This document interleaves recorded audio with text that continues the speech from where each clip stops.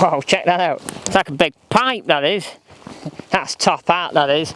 You know, you can have some with his pipe, you know. It'd be something like, you can get it, it's heavy. Beyond there and beyond my pipe. Bit like Eric Morecambe had a big pipe like that. I've seen him with a big pipe. It's a bit of a masterpiece, that is.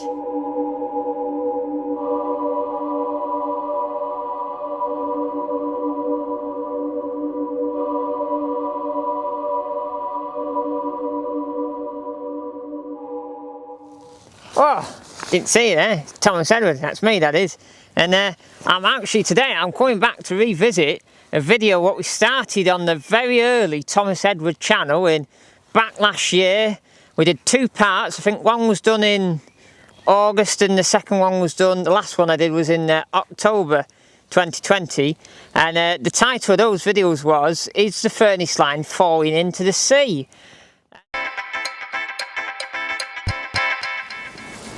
Oh, didn't see you there. I found a figure.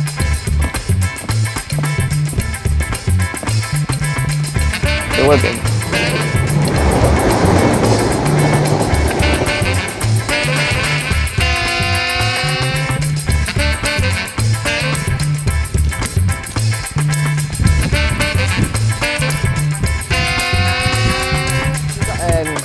A little petrol generator running a big power washer, big industry power washer. Nothing like you get like your karcher for doing your car. It's proper stuff to fill your paint off with. But here, I think they've actually started to do this. Just looking at it, it looks like it's been filled in with sand, or it isn't cement, it looks like sand. Oh, didn't see you there. So we're back again for Furness Line. Well, is Furness Line Falling into Sea Part 2. So look, it's all gone, and it's just left the pattern of the metal roadways, and you can see all the dead grass underneath. But I tell you what have they done here? Because they've only done like, what's that, 6 foot of the top.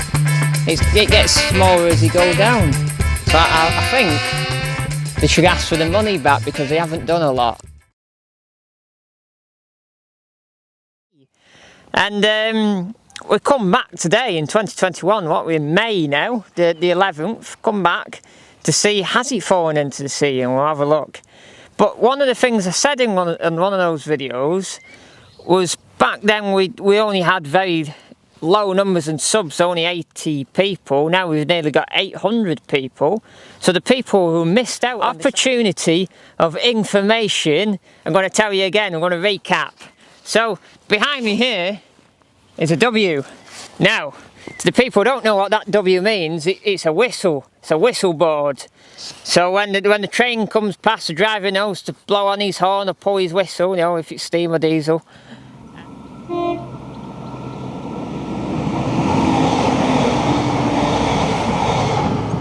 And because further up there is a crossing, so it's a bit of a warning. But if you today, big national railways don't have steam on it anymore. They do, but it's only like charter trains, not like full passenger freight anymore. It's mostly diesel or electric.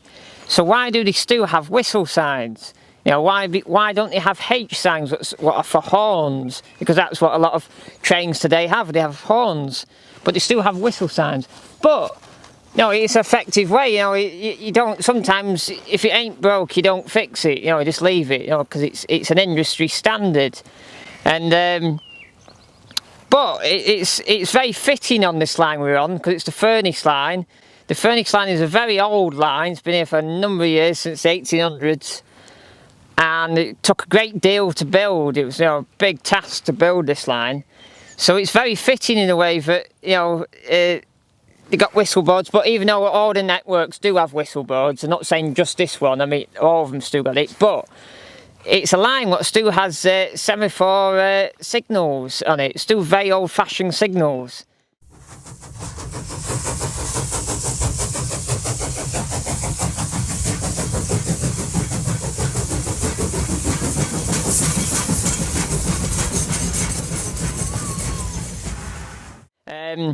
And some of them, a lot of them actually being converted to electrical lamps. Originally they were oil.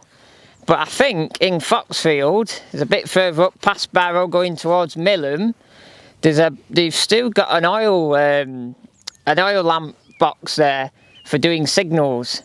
So I think there's still a few places on this line that have still got oil. Now it's very old school. But they always say when you go on the west coast of Cumbria, it's like going back like 20 years. It's very old school. So I wouldn't put it past them. So yeah, that's the recap with Thomas Edward. You know, why do we still have whistleboards? You know, why don't we have hornboards? So when I did the Furness lines falling into the sea episodes, what I should say, I'll put my finger up here at the top of the screen. There'll be some old videos that you can click on to see them. I talked mainly in it about this wall, the sea wall. And why I talked about the sea wall was at the time they had a load of road rail vehicles down here, and they had all down here all this mud is just off camera. If you just pan round, you'll see the mud. See all that mud there had a full metal road on it. A bit like when you go to Glastonbury, you know, a bit of status quo would drive down it, backstage on it, big metal roads. And I might actually drop some footage in now of what that looked like.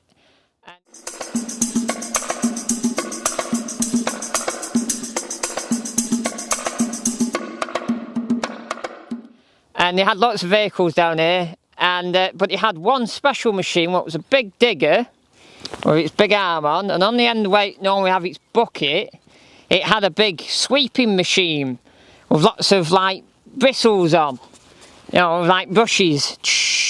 And what that was for, before they did work on the seawall, they'd clean it all, take all the dirt out of it. You know, it's like a big toothbrush, you know, when you want to clean something into it and get stuff, you always have that toothbrush underneath your sink. Well, it's not for your teeth, but for doing dirty jobs. So it's a bit like that. So it'd clean it all, and then loads of cement turned up, and all this cement was to fill in all the cracks at the top and reseal it. What all this white stuff is behind me. And I remember reading on the bags in part 2 of his Furness line falling into the sea, and it was brand new quick drying cement from 2020. So it's 6 months down, what are we on now? 7 months down the line. It's lasted 7 months, and so it's all in now, and it's starting to grow bits of shrubbery on top. You know, it just shows that the earth reclaims. Only in 7 months it will reclaim its stuff, you know, and it will start growing again. So you would have think they've shoved all this concrete on it, but there's still grass growing through it. But you might be thinking now, right, Thomas, why has this bit not got cement on it at the bottom? Well, this is my theory to this very question, because this is the original question I asked myself. And someone in the comments said, why don't you go and ask them? And at the time they only did it at night time, so I never got to see them. So at the bottom here, it's not been done. It's all lovely in grass with wild flowers growing on it.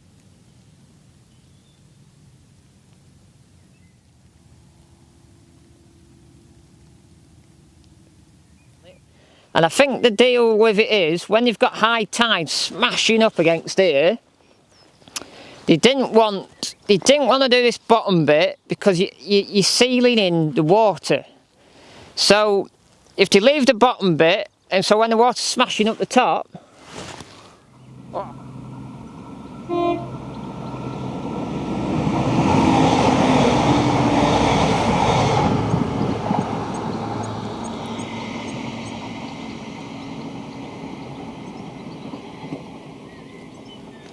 there you go. Was it a 195 there? I think it was a free coach. I did actually see the other day a 2 coach, which is a very rare set on the system. All the fellow bashers and certain groups all get very excited about that one. But that was a free coach. So what was the saying before we got interrupted by a bit of local passenger train? Right, so this bottom bit, when the big high tides coming in from Morecambe Bay, smashing up against here, they didn't want to do the bottom because the water would get trapped in it. So I think that's what they didn't want to do on here. So they sealed the top but didn't seal the bottom. So in the fact when the water's splashing up there and hitting the top, it's coming back down and running out the bottom. It's a bit like a car sunroof of your drain holes. You know, some of it's dry, but then you've got a little hole where the water can escape at the bottom and disappear. Not just Furness line's very interesting. It's not just a sea on this side. You've also got Mother Nature to deal with, lots of big storms.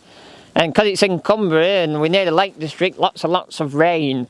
So when the rain's falling on the other side, on the rails, it has nowhere to escape to. So it will naturally go, and it will also naturally go downwards, you know, it will follow gravity. So it will run down here and come out the bottom. So, because a lot of railways do have drainage systems on them, but some don't. So, anyway, that's my theory on this seawall 7 months later. Let me know your views in the comments below, what you think about it, and see if it compares up to the TE way of thinking. Maybe it might be different, it might be the same, but who knows.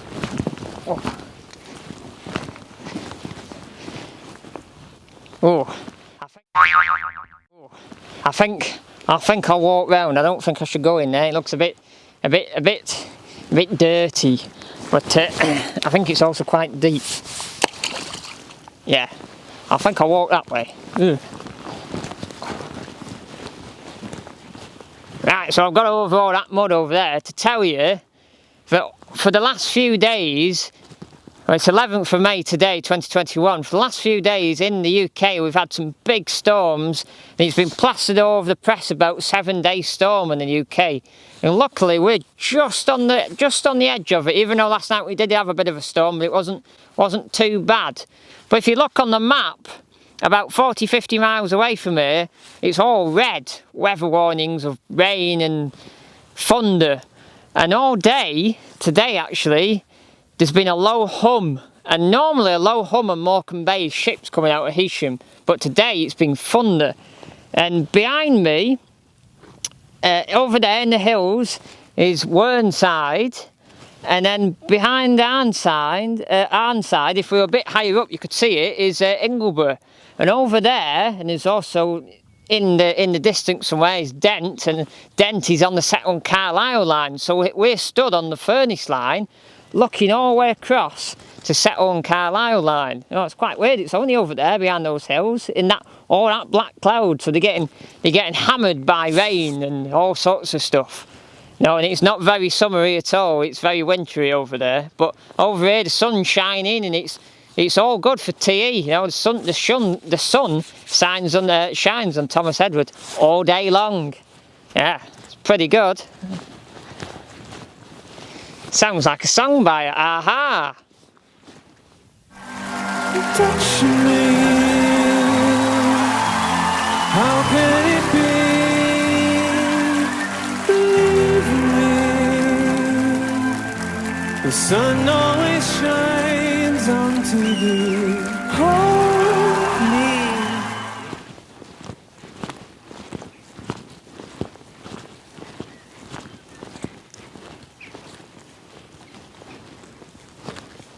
I think there's a mermaid down there.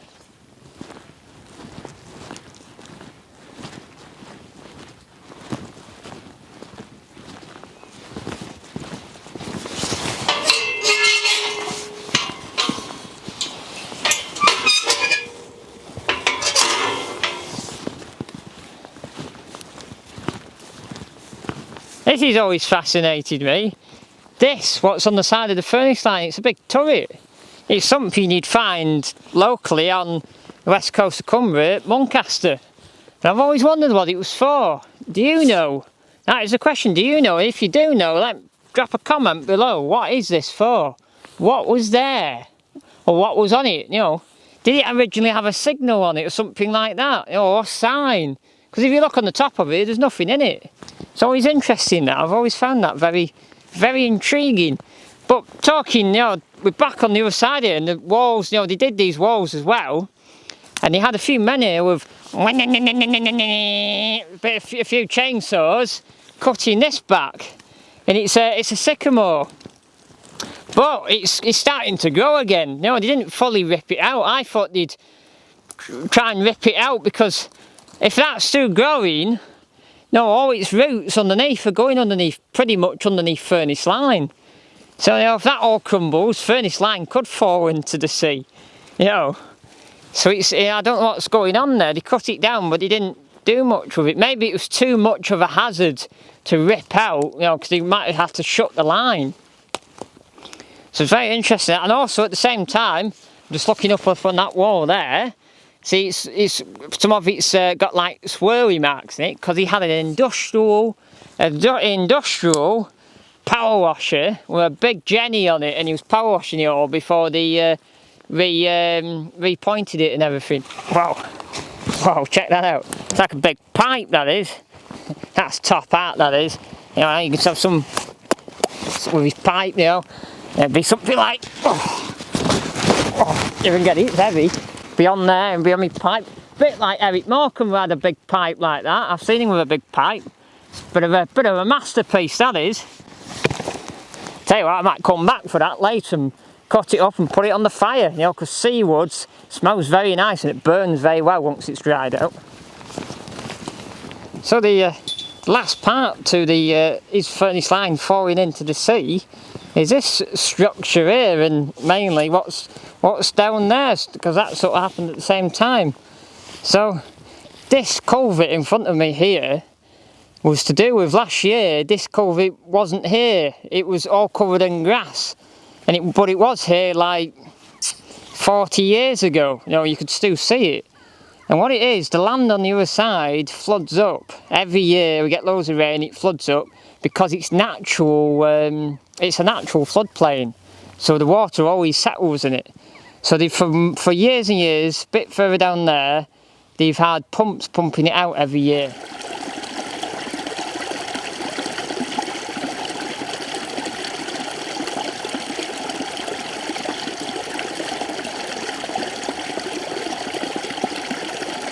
Not been enough in previous years, so they got a bit of money together and got a big digger down here and dug it out. But that is a future Thomas Edward video, so stay tuned and you will learn about that culvert in a future video.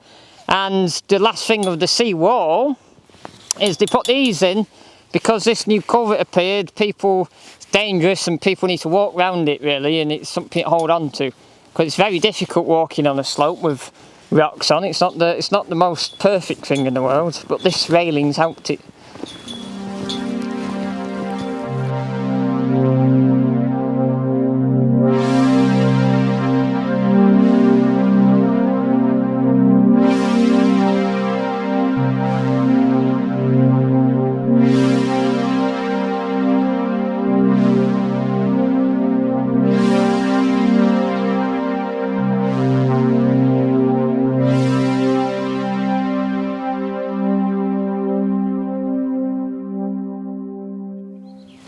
So that's the end of the update and part 3 of his Furness line falling into the sea.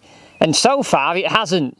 But you know, global warming and polar bears dying in the Arctic and so on. You know, it might a few years down the line, maybe might be talking a lot of years down the line, it might fall into the sea. But we don't know. We'll keep our eye on it and report back to you, see what's happening.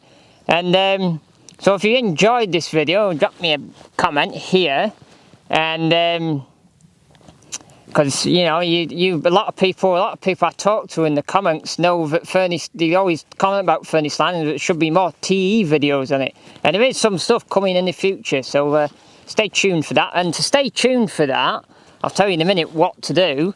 And also, so this video, give us a like and give us a subscribe. You know, we're at nearly 800. We want to get up to 1,000 and proper showbiz stuff.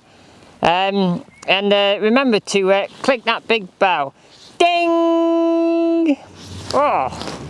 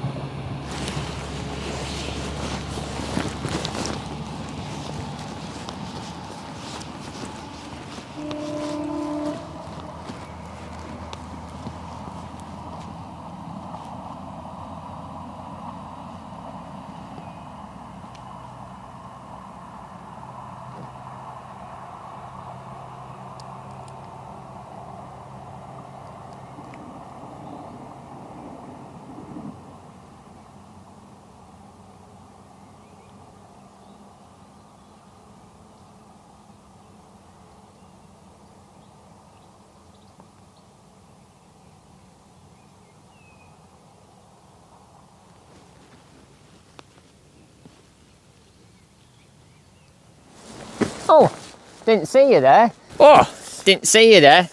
Oh, didn't see you there. It's Thomas Edwards, that's me, that is. And click that big bell. Ding! Click that big bell. Ding!